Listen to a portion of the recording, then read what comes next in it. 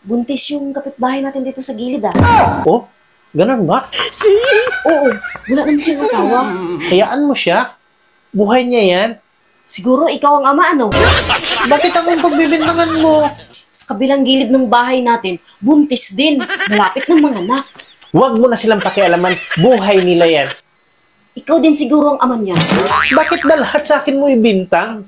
Ikaw lang yung babaero dito sa lugar natin eh. Ano ba naman yan?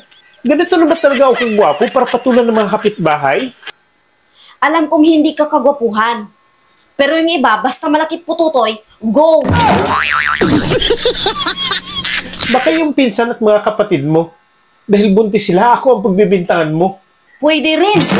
Baka ikaw nga. Mahilig sa malaki ang mga yun eh.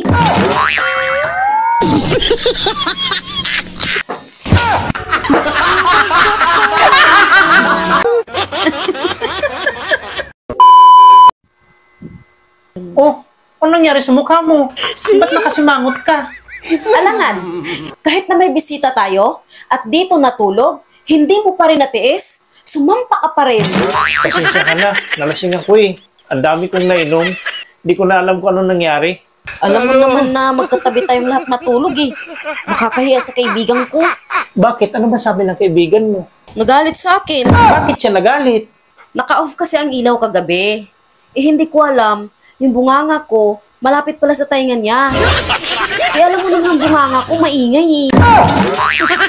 Wala namang problema yun eh. Anong wala? Pati mata niya rin daw tumirik.